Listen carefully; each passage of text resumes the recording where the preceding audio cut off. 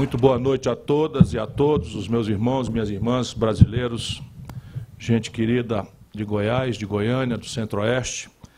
Eu quero cumprimentar todas as lideranças sindicais brasileiras aqui presentes, na pessoa do presidente Antônio Fernandes Neto, meu velho, estimado e querido amigo, que mais uma vez me emocionou. Neto, a sua palavra, Neto, de novo nos inspira, e é do que se trata mesmo. O momento é ruim, mas ele é talvez o momento da virada da luta do povo brasileiro. Eu também estou com esse mesmo sentimento. Quero cumprimentar todas vocês que se filiaram à CSB aqui, na pessoa do Sandro Jadir, que é o nosso vice-presidente e coordenador aqui em Goiás. Quero cumprimentar os vereadores, que quase que deu quórum aqui, a Câmara Municipal de Goiânia, na pessoa da doutora Cristina Lopes, muito honrado também pela sua presença, do doutor Gustavo Cruvinel, vereador, do Clélber Moraes, e um cumprimento muito especial, muito fraterno, muito afetuoso ao meu amigo, irmão Paulinho Graus, meu companheiro do partido, e é um vereador absolutamente ativo, e não desmerecendo os outros, é meu companheiro e amigo fora da luta política.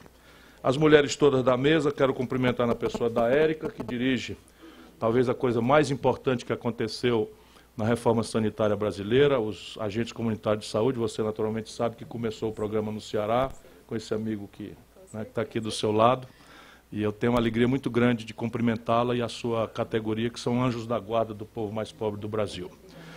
Meus companheiros, minhas companheiras, eu estou encarregado pela organização de conversar consigo ao redor de 30, 40 minutos sobre esses tratos e fatos complexos da vida do desenvolvimento ou do não desenvolvimento brasileiro, e ao cabo disso eu tentarei responder questionamentos, perguntas, ouvirei antagonismos, porque eu não sou propriamente um neutro observador da cena brasileira, mas um velho militante da luta do povo brasileiro. Tenho 38 anos já de vida pública, fui deputado estadual 2 vezes, fui prefeito de Fortaleza, governador do Ceará, ministro da Fazenda, ministro da Integração Nacional, deputado federal, enfim, são 38 anos de vida pública, nunca respondi ao inquérito, sequer para ser absolvido, que nada mais é do que a minha obrigação, e eu ando dizendo isso porque os tempos estão meio estranhos, né?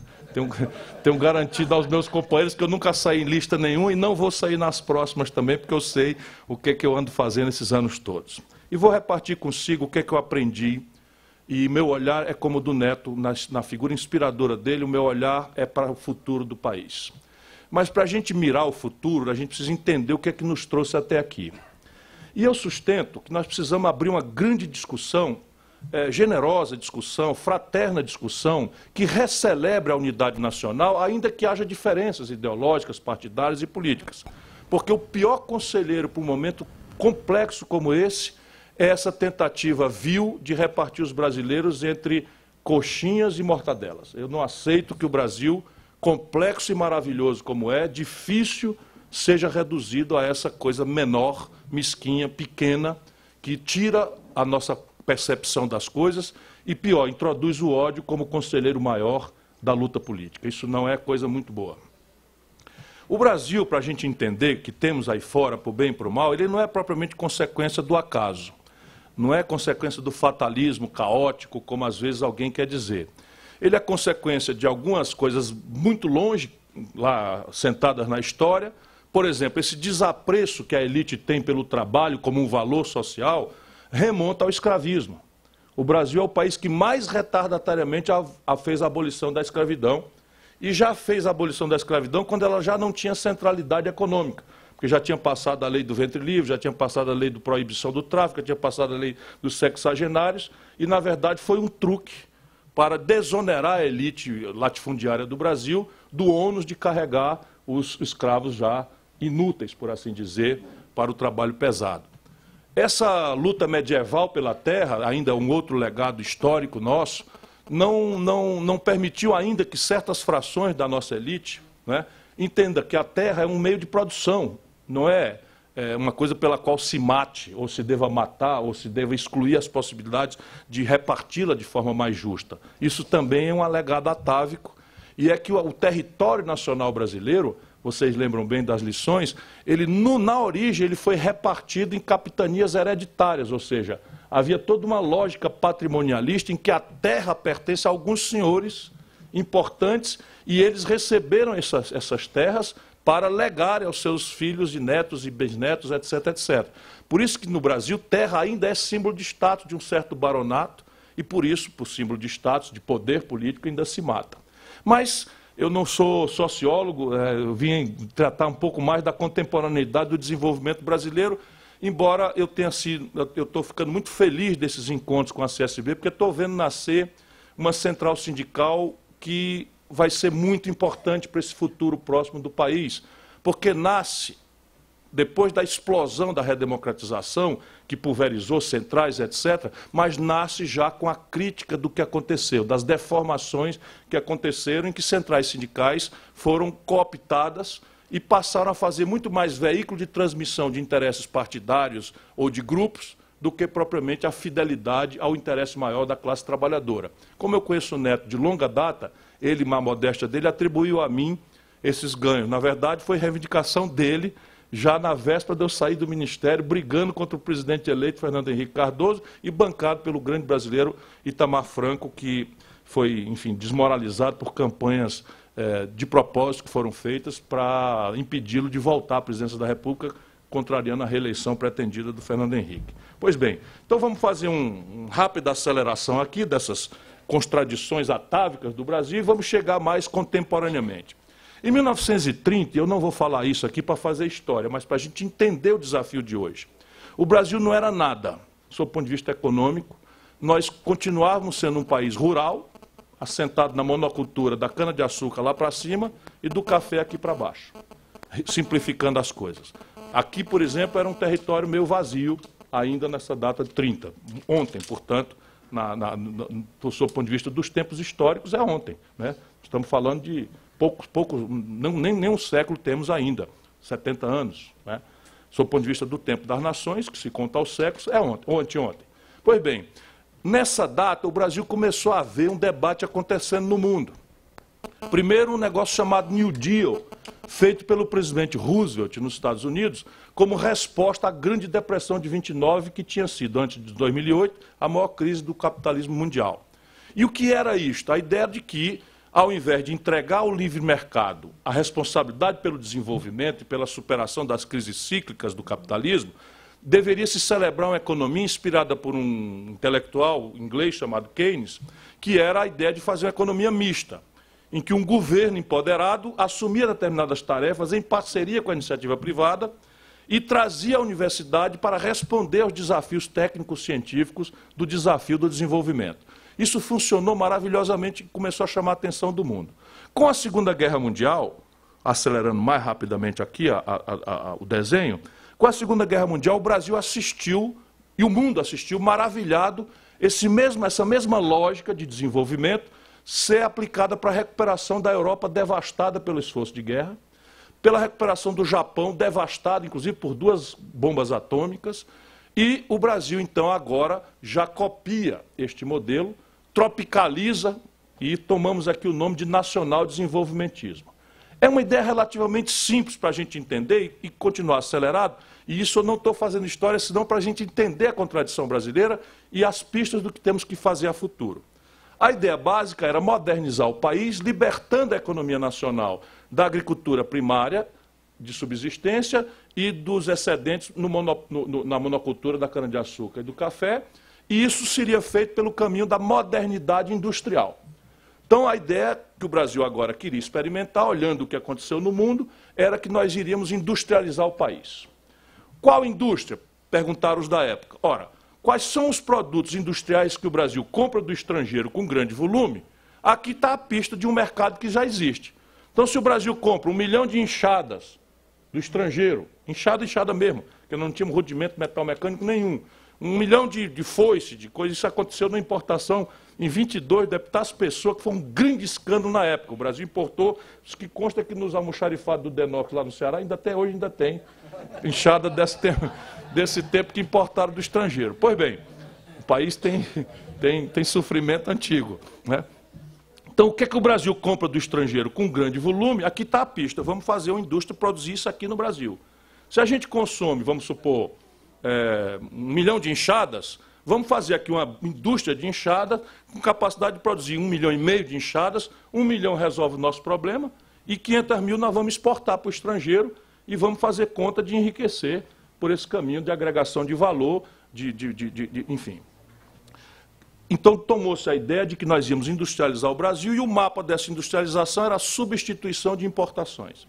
Ora, primeira grande pergunta, num tempo que os políticos não gostavam tanto de brincar de Deus como de um tempo para cá. De onde é que vem o dinheiro para pagar esse negócio? É uma perguntinha desagradável que nós esquecemos de fazer. De onde é que vem o dinheiro? Olhando os capitais privados, eles eram muito precários e politicamente muito agressivamente ariscos a essa novidade. Porque, perpassando essa ideia de trocar o modelo econômico, nós tivemos um grande conflito, marcado por muita violência, inclusive, negando essa história de que nós somos uma nação pacífica, isso é papo furado. À luz da nossa história, nós somos uma nação relativamente violenta e autoritária. Então, para que esse modelo acontecesse, nós tivemos uma revolução em 1930, que morreu gente. Em 32 houve uma contra-revolução que morreu gente. Em 35 houve outro putsch que morreu gente. Em 37 houve outro golpe que deu problema, não chegou a morrer gente em 37. Em 46 tivemos a redemocratização pacífica. E em 64 outro golpe que morreu muita gente. Então isso aqui é uma história de trocar as elites, né? De trocar uma elite rural, escravocrata, feudal, por uma nova burguesia industrial nascente, e isso era uma novidade, porque o Brasil 82% era rural e apenas 18% morava na cidade. E essa burguesia ia nascer nas cidades. Então, de onde é que vem o dinheiro? Se não vem dos capitalistas brasileiros, vem da onde? Vem da fundação de uma dívida externa. Só para a gente entender o que está acontecendo hoje. Então, nós resolvemos adiar ou não, e tangenciar o conflito político para construir a poupança doméstica, ou seja, o capital nacional para financiar nossa estratégia de desenvolvimento, e fomos pelo atalho de tomar dinheiro dos outros emprestado. Na data fazia certo sentido, por quê? Porque os capitais daquela prazo, década de 40, 50, 60 e ainda 70, eram capitais de muito longo prazo e muito baratos. Então, o contrato médio do Brasil, eu andei estudando isso quando eu fui embora para os Estados Unidos estudar, o contrato médio era assim, 3 anos de carência, 12 anos para pagar em prestações e juro médio de 3% ao ano. Olha que beleza. Então, qual era o problema? Eu tomo $1 bilhão emprestado nessa condição, abro uma companhia siderúrgica nacional para fazer aço, que é toda a base para metalmecânica, abro uma Petróleo Brás para fazer petróleo, derivado de petróleo, que é toda a base da petroquímica, e eu tenho 15 anos para pagar, 3 para começar a pagar e 12 anos de prestação com juros de 3% ao ano. Com 4 anos que eu investisse esse $1 bilhão, a Petrobras já valia 20. Então, danamos a pedir dinheiro emprestado no estrangeiro e pé no acelerador de abrir Brás. Telefone Brás, a estrada Brás, estou brincando aqui, mas, enfim, toda a infraestrutura correlata a esse modelo. Ainda para entendermos as contradições brasileiras presentes, esse modelo precisava de uma redoma protecionista, que era uma ideia de que nós não íamos fazer nascer uma indústria nacional brasileira pisando no pé do concorrente internacional, se essa indústria mal nascente já tivesse que concorrer abertamente com o estrangeiro, que já estava posicionado no mercado, tinha escala e tal, e podia até praticar um preço artificialmente barato para não deixar nascer essa indústria. Só para a gente entender os problemas de hoje. Isso é história, mas é para entender os problemas de hoje. Então, montamos uma redoma protecionista na ideia de que aquilo era uma transição. Nós vamos fazer o Brasil se industrializar. Quando o Brasil estiver encorpadinho, maduro, tal, aguentar a pancada, a gente tira a redoma e vamos competir globalmente na boa. Mal resumindo, para não cansar muito mais vocês, isso produziu o Brasil que temos aí fora para o bem e para o mal. Para o bem, e isso é muito importante, porque dá substância histórica à fala do Antônio, do Neto. O Brasil produziu o mais sofisticado experimento de desenvolvimento industrial do mundo capitalista desde sempre. A China está nos ultrapassando agora, mas ninguém tinha a experiência de, em 30 anos e meio, sair do nada e viramos a 15ª economia industrial do mundo. Então não tem defeito genético na nação brasileira. É mentira dessa elite que perdeu a noção de nação, que sonha em morar em Miami, que o brasileiro é um povo incapaz de produzir. Pelo contrário, no mundo capitalista, agora que a China está tomando, né, e nós fizemos isso em 3 décadas e meia. 15ª economia industrial do mundo. Porém, o Brasil, para o mal que temos aí fora, é resultado de algumas imprudências ou algumas imprevisibilidades desse modelo. A mais chocante para o nosso testemunho é que nós hiperurbanizamos o Brasil nesse mesmo período. Lembra que eu falei que era 82% morava no campo e apenas 18% na cidade? Em 35 anos também ninguém jamais viu isso. A China hoje, por exemplo, proíbe a migração, ela não deixa. Você tem Shenzhen lá, uma zona especial de processamento, ninguém pode migrar do sertão chinês para ir fazer favela em Shenzhen. O governo não deixa, pura e simplesmente. Lá é tudo controlado e tal. Então o Brasil não tinha como fazer, nós invertemos a equação. Passamos a ser 82% urbanos e apenas 18% no campo em 35 anos. Ou seja, aí está a grande confusão, né? Falta de saneamento, falta de moradia, doença, violência, etc., etc., etc., vem com essa hiperurbanização sem planejamento, porque o modelo não imaginou que o povo atrás de um emprego com carteira assinada, bem remunerado, com valor agregado, vinha para a cidade nesse sonho de participar do boom industrial do país. Ficando aqui em duas coisas, ainda para o mal, para a gente entender, esse modelo, ao empatar bilhões de dólares por décadas no esforço de industrialização e da infraestrutura a ele correlata, esse modelo produziu a mais brutal concentração de renda do mundo. Então, entre todas as economias organizadas do planeta, o Brasil é a que ainda persiste com a pior distribuição de renda do mundo. No Brasil, 5% do povo tem 40% da riqueza. 5% da população tem 40% da riqueza do país, né? E os 40% mais pobres vivem com menos de 10% da riqueza do Brasil. Então, é a pior concentração de renda do mundo, uma das sequelas da imprevisibilidade do modelo. Porém, a tragédia não para aí. Ao produzir essa contradição, o modelo morreu. Morreu de morte morrida e morreu de morte matada, né? Como a gente fala lá no Ceará. Morte morrida. O modelo dependia de capitais de longo prazo e barato para funcionar. Nesse ínterim, nesse mesmo período, o dinheiro mudou de personalidade. O capital estrangeiro mudou de personalidade dramaticamente. Virou o que as pessoas chamam, no jargão internacional, de Wall Street, virou smart money, que em tradução lisa é dinheiro esperto, né?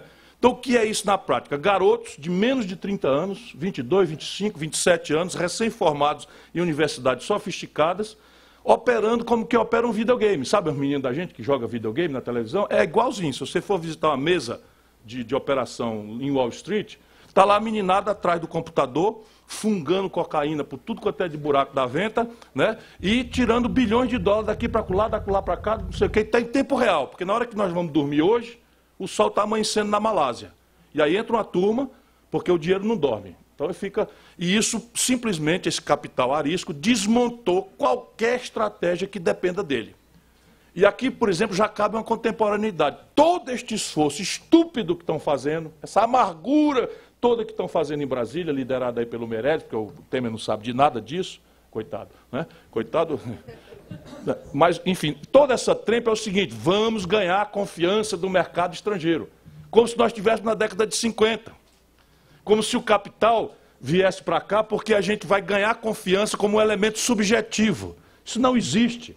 A institucionalidade mais exótica do mundo é a chinesa. Partido único, comunista, não respeita a propriedade intelectual, controla centralizada e gravemente a conta de capitais no câmbio, manipula a taxa de câmbio, hostil ao consumo e favorecedor da exportação chinesa.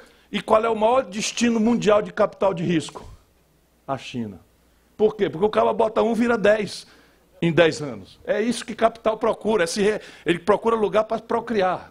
Ele quer saber de confiança, ele quer saber de política, quer saber de nada. Quer saber se vai procriar em condições confortáveis. E aqui no Brasil, por exemplo, nós estamos vivenciando uma desindustrialização em que parte substantiva da desindustrialização são multinacionais que estão indo embora.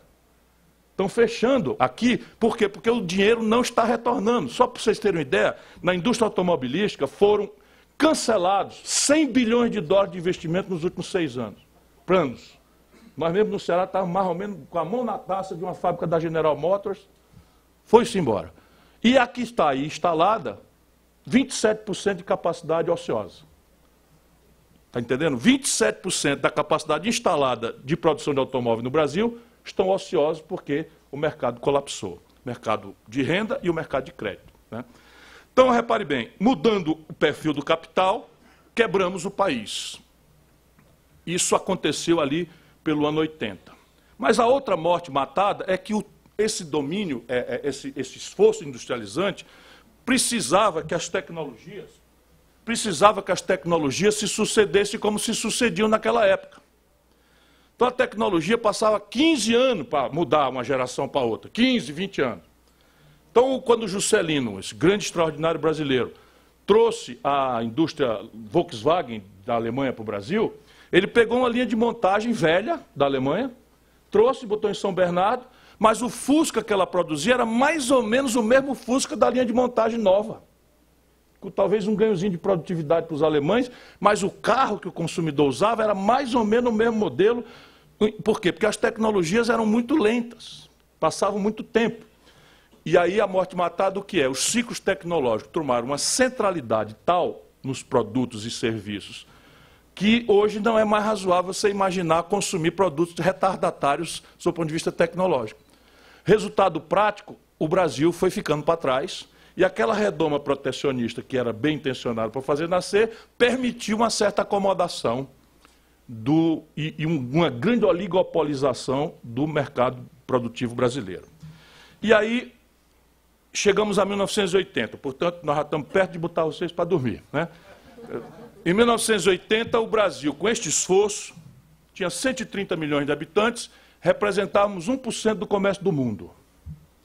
Nessa mesma data, que agora é ontem mesmo, 1980, tirando as senhoras e senhoritas aqui que não tinham nascido ainda, nós, os homens, já estávamos tudo taludinho, vendo as coisas acontecerem, né? Então, repare, ali a China representava exatamente 1% do comércio mundial, igual conosco. Com uma diferença, o Brasil tinha 130 milhões de habitantes e a China já tinha 800 milhões. Portanto, relativamente, o Brasil era um país mais desenvolvido do que a China. Ontem, em 1980. O modelo morre em 1980, estou arbitrando uma data, porque isso não acontece do dia para a noite, vai acontecendo, mas em 80 nós tivemos as crises do balanço de pagamentos do país e ali, simbolicamente, o modelo morreu. O que acontece, então? De lá como cá, todas as energias políticas do país estávamos agarrados na luta pela redemocratização do Brasil. Então, não quisemos dourar a pílula, não quisemos deixar por menos. Não, quebrou por causa de tecnologia? Não, quebrou porque é ditadura. Quebrou por causa de capital que mudou de perfil? Não, entrega para nós que a gente resolve essa parada. Tal. E era assim que era, porque o consenso tinha que ser muito raso. Era anistia, o Neto já estava nessa batalha, eu também, então, anistia, eleição direta, constituinte. E mais nada. Se a gente fosse discutir modelo de economia política, o dissenso imediatamente nos dividia. E não tinha nada que dourar a pílula. Então, gastamos toda a nossa energia para restaurar a democracia. Foi bom, foi importante, ganhamos de volta a democracia. Aí vem um aspecto trágico que nem o mais passional dos autores gregos jamais escreveria uma peça com essa tragédia, porque se escrevesse, a turma dizia, aí, meu irmão, pegou pesado, hein, Sófocles? Pegou pesado, aí é demais, meu irmão. Não aconteceu conosco, de verdade. Nós passamos 30 anos, 27 anos numa ditadura, quando delicadamente conseguimos desarrumar a casa para botar o nosso, o Peste morre na véspera de tomar posse. Tancredo Neves morre, e ele tinha a chave, ele tinha a inteligência do negócio, e assume o Sarney, que era um pedaço do lado de lá, que nós trouxemos para cá só para atravessar a ditadura. Nesse sentido, o Sarney até cumpriu um papel relevante para o país, mas o desmantelo econômico aí azedou em inflação. E aí começa uma nova emergência. Toda a inteligência brasileira, todas as energias políticas, desconsideramos as razões estratégicas do nosso problema e passamos a fazer um novo consenso, a luta contra a inflação. Aí vem um, faz o cruzado, vem outro, faz o cruzado 2, vem outro, faz o cruzado 4, vem outro, faz o plano Collor, o outro faz o plano Collor 2, e vai todo mundo ali agarrado no serviço de acabar com a inflação, que não acabava, porque lá como cá, no Brasil a inflação não era uma doença da moeda, como é no mundo e nos manuais de economia. Nunca houve na história da humanidade inflação alta de 5 anos, nunca houve. Por quê? Porque é uma doença da moeda, tem contra ela logo um consenso, empobrece todo mundo, então ou há uma ruptura ou uma mudança política importante. O Hitler, por exemplo, foi produto da superinflação que aconteceu pela insustentabilidade do Tratado de Versalhes, que foi a imposição em 18, né, no fim da Primeira Guerra Mundial. Demorou muito pouco tempo, a inflação alta na coisa, produzir essa ruptura extraordinariamente grave para a humanidade, e assim sempre foi na vida humana. No Brasil, nós passamos 3 décadas com inflação acima de 30% ao ano. Por quê? Porque no Brasil nós desenvolvemos a elite brasileira, aquela que renitentemente segurou a escravidão, aquela que brigou pelo reacionarismo, etc., etc., que não queria que as mulheres votassem, que não queria que o voto fosse secreto. Enfim, tudo isso vem no Brasil na luta muito grave, de gente morrendo e tal. Pois bem, ela agora desenvolve um negócio chamado correção monetária e passa a ganhar muito dinheiro com a doença da moeda. Todo o povo trabalhador perde, a pequena classe média perde e os barões ganham com a doença da moeda, transferindo renda. E para a gente entender hoje por que a taxa de juros é tão alta, é 30 anos de inflação coberta pela correção monetária, o real acaba a inflação e eles, viciados na rentabilidade lá em cima, trocam a inflação por juro alto e ficam botando a culpa na inflação que já não existe mais. Deu deflação agora e os canalhas estão comemorando na imprensa. Deflação é o pior sintoma de depressão econômica na humanidade. Todo mundo foge da deflação como o diabo foge da cruz. E aqui a propaganda é que o Brasil está com inflação negativa como sintoma de desemprego em massa, de perda de confiança no futuro, de falta de consumo das famílias, que são todos os sintomas de depressão econômica grave. E ainda ficam aí com a manipulação de estatística para dizer que o país está retomando desenvolvimento. Bom, o que acontece na sequência? Começa a se dissolver o consenso e nós acertamos a mão com Itamar Franco no real. Acertamos a mão, mas acertamos a mão no combate à inflação, com um truque muito bem intencionado, muito bem trabalhado, muito bem estudado, eu estava lá ajudando, mas não consultamos a questão estrutural do país, do modelo econômico que eu tentei descrever para vocês, que produziu a contradição e morreu. Nós apenas estávamos dedicados a acabar com a febre. Tem ali um câncer, uma infecção grave, e a febre está matando o doente de um jeito. Então nós vamos acabar a febre, a inflação, e vamos preparar o doente para a cirurgia, né, para consertar estruturalmente o problema. O que acontece? Se a inflação era um tributo, e eu cesso imediatamente, o que eu faço? Eu transfiro renda, eu deixo a renda que eu estava tirando do povo, eu deixo a renda na mão do povo, no curtíssimo prazo, do dia para a noite. E o povão, excitado inclusive com a ideia de que aquilo é um truque, que os políticos ganham a eleição, etc., etc., vai imediatamente ao consumo. Resultado, você tem uma felicidade, né? As pessoas sentem um conforto, aumentam sua plataforma de consumo, amam o político que produziu aquele resultado e esse político deforma, sabe tudo que é mentira, mas deforma a cabeça e troca o país por projeto de poder. Foi o que aconteceu com o Fernando Henrique. O que acontece? Como nós não resolvemos o problema, esse ciclo de consumo baseado no fim do imposto inflacionário se exauriu e o país quebrou. Quebrou uma vez, quebrou 2 vezes, quebrou 3 vezes, e o resultado prático, o Fernando Henrique sai desmoralizado e dá passagem política ao Lula. O Lula entra e tem 2 fatores para a gente entender o problema estrutural brasileiro, porque parece uma exceção o Fernando Henrique no primeiro momento e o Lula no primeiro momento. O Lula chega, havia uma brutal especulação de que o Lula ia trocar os pés pelas mãos, ia tocar fogo no país, botar a perder o real, etc., etc. Isso tudo vai aterrissar, eu posso responder nas questões aí, na taxa de câmbio. Aí alguém disse, ô doutor, agora o senhor estava conversando de um jeito para a gente entender tudo, agora vai falar com um negócio de taxa de câmbio? Pois, nós precisamos ajudar o nosso povo a entender, porque taxa de câmbio é tudo. A gente não compra dólar, mas eu estou repetindo, a gente compra pão e pizza. Pão e pizza é trigo. Trigo o Brasil não produz com suficiência, tem que comprar do estrangeiro. Tudo que a gente compra do estrangeiro tem que pagar com dólar. Mesmo a picanha do Uruguai, que a nossa moeda é o real e a moeda deles é o peso, eles só vendem para nós a picanha se for pago em dólar. Então o comércio internacional é todo baseado em dólar. Então repare bem, se eu precisava de R$ 1,75 de real para comprar $1 de trigo quando o Lula entregou para a Dilma, e a Dilma, quando caiu, estava precisando de R$ 4,00 para comprar o mesmo dólar de trigo. Resultado, o preço do trigo sobe, o preço do pão sobe, o preço da pizza sobe. Química fina, como nós internacionalizamos o mercado brasileiro, 80% dos nossos remédios são importados do estrangeiro. Aqui em Anápolis, por exemplo, tem uma importante indústria farmacêutica, mas a química fina é toda importada. Resultado prático, Eu precisava de R$ 1,75 no fim do governo Lula para pagar $1 de Tilenol. Quando a Dilma foi derrubada, eu estava precisando de R$ 4,00 para pagar o mesmo dólar de Tilenol. É o mesmo filme que desmoralizou o Fernando Henrique.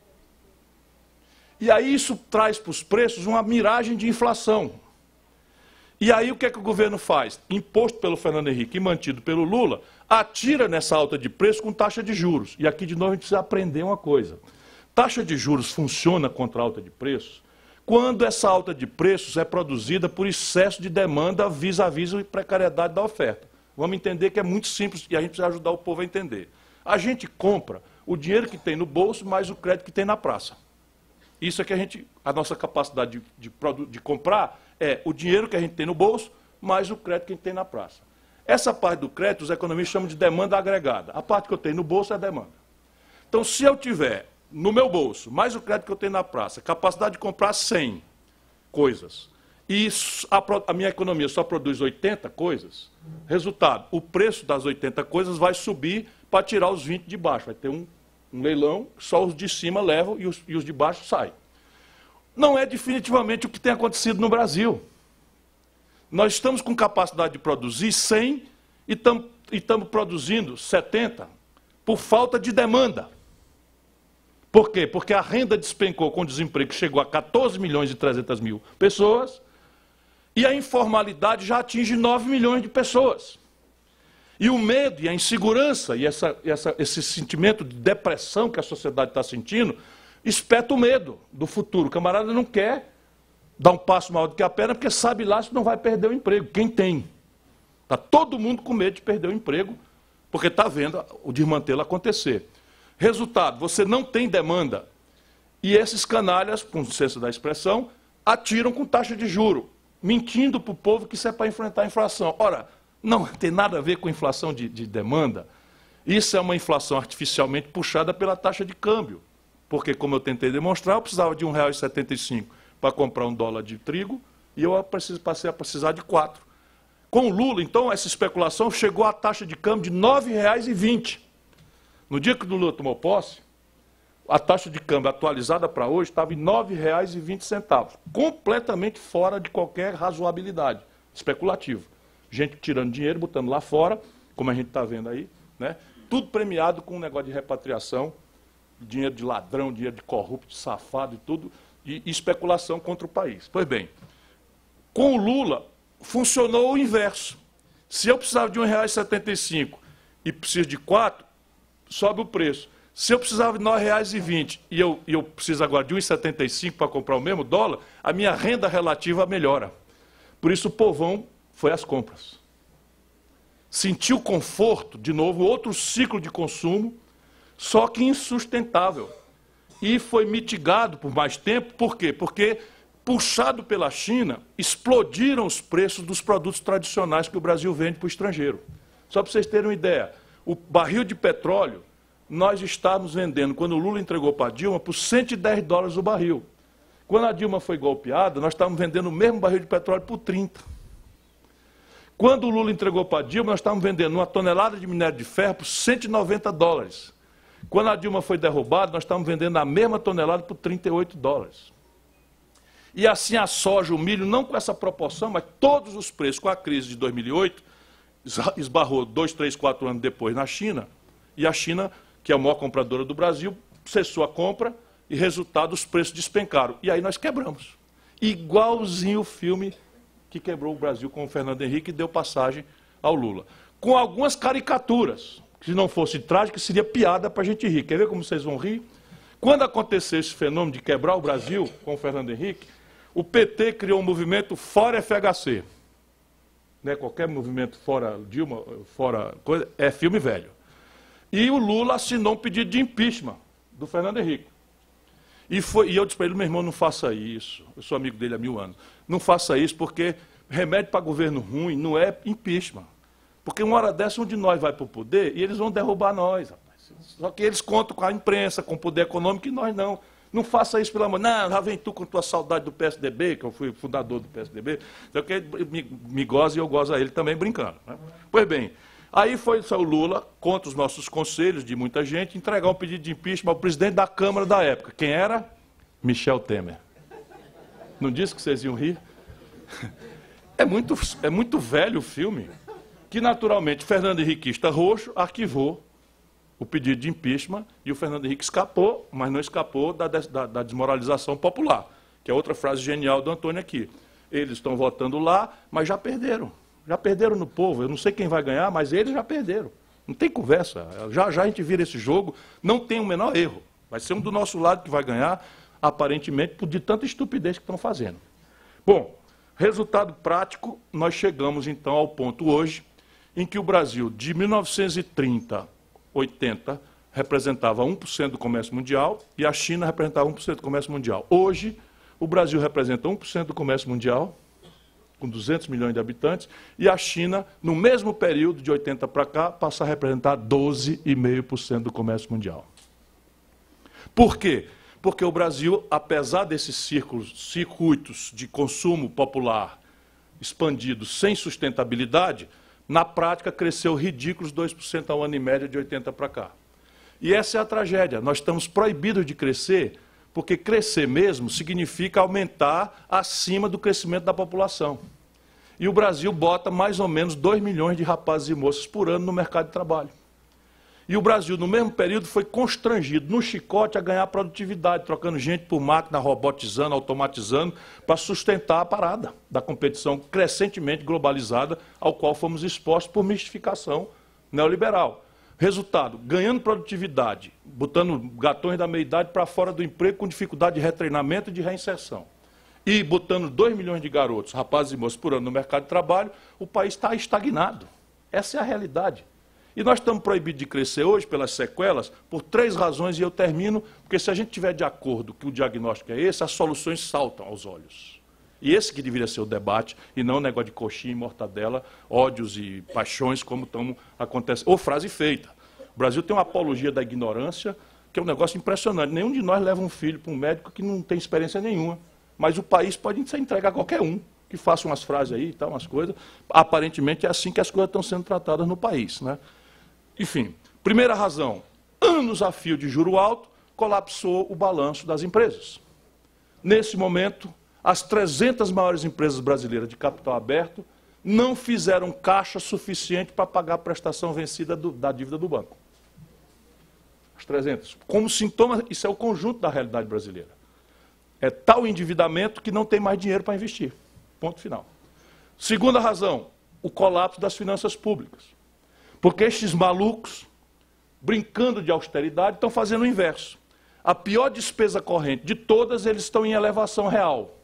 Porque se a inflação está caindo abaixo de zero, a taxa de juros nominal parada, a taxa real, que é a diferença entre a taxa nominal e a taxa de inflação, está crescendo, no meio da pior depressão e da maior quantidade de desempregados da história do país.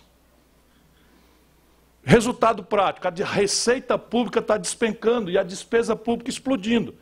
Porque o gasto corrente com juros é igual ao gasto corrente com gasolina por causa de polícia.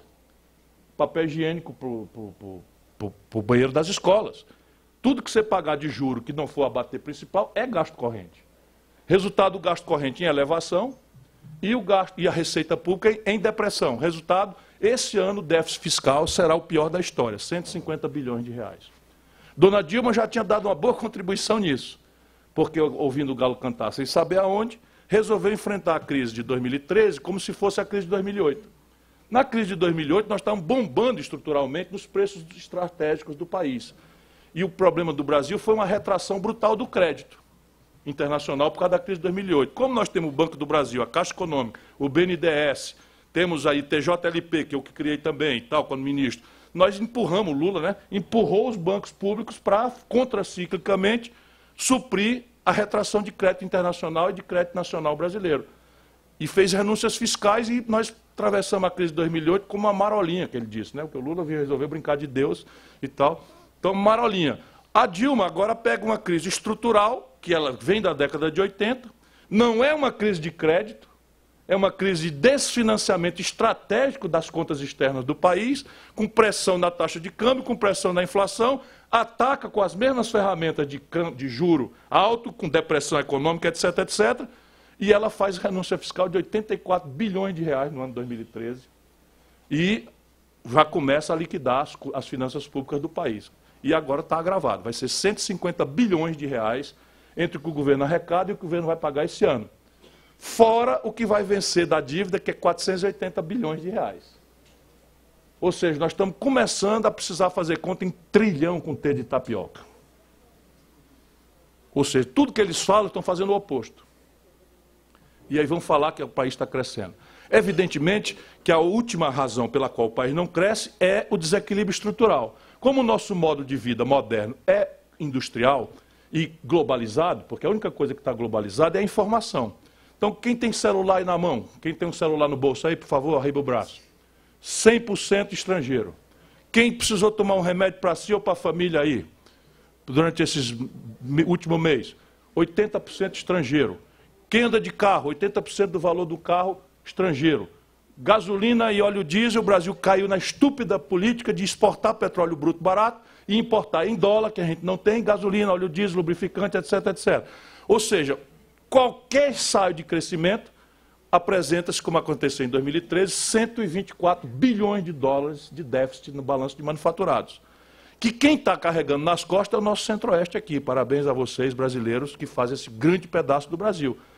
O agronegócio tão satanizado, tão esculhambado, tão vilipendiado, mais a mineração, fazem um superávit de 100 bilhões de dólares. E aí a gente vai mesmo que nos enganando, né? Quando esses preços despencaram, a fratura ficou exposta e aí deu-se a crise que desfinanciou popularmente a Dilma e o golpe. Ora, se esse diagnóstico for verdade, fica flagrante que nós precisamos tomar um conjunto de providências que começam pela ideia de que não é o mercado que vai resolver essa contradição.